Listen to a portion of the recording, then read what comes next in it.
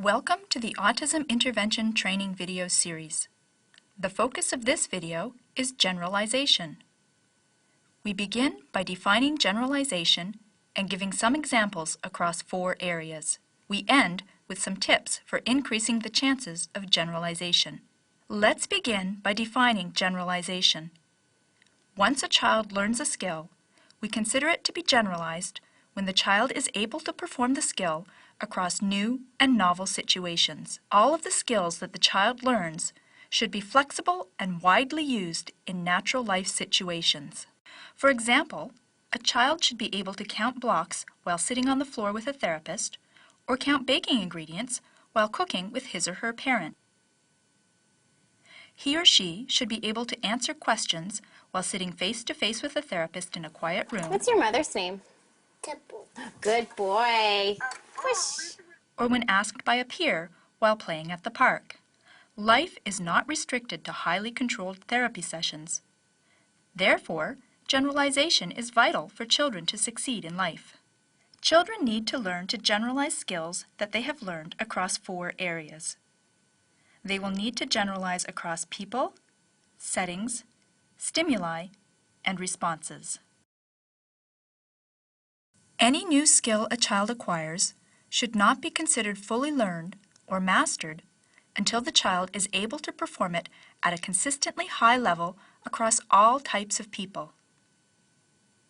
For example, the child should be able to label objects whether he or she is with a therapist, parent, sibling, friend, teacher, relative, or even a stranger. In addition to generalizing across people, the child needs to generalize skills across settings.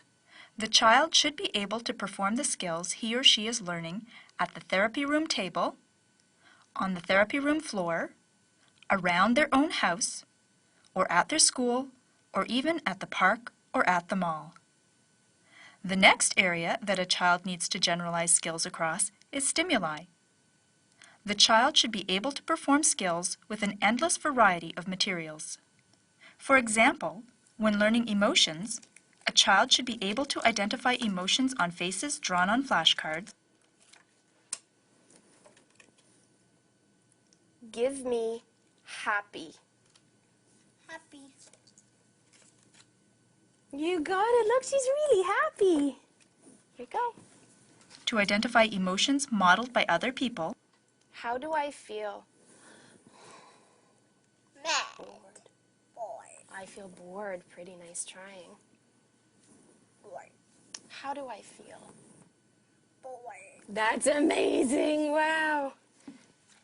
And to label emotions of characters in picture storybooks. How does this little girl feel? Mad. She's very mad. She dropped her ice cream. Children should be able to work with a variety of materials. For example, they should be able to color with a wide range of crayons, markers, and pencils. Children should also be able to respond to a variety of phrasing. For example, we ultimately want a child to be able to respond correctly to touch red, where is the red one, can you find it, and so on. The final area that a child needs to generalize skills across is responses.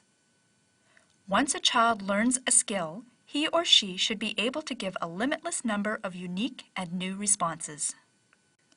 For example, when teaching how to count, we may start by having a child hand us 4 blocks. Generalization might include having the child count different types of items, build a tower of 4 blocks, or count 4 spaces on a game board. Nice job. In other words, the child should be able to count out objects in any fashion in new situations. Another example of response generalization can be seen when teaching pretend play skills. We might begin by following a specific script, but before we are finished, the child should be able to spontaneously create new and unique pretend situations. Poor generalization is one of the most common learning challenges for children with autism. As a result, teaching generalization can be very challenging.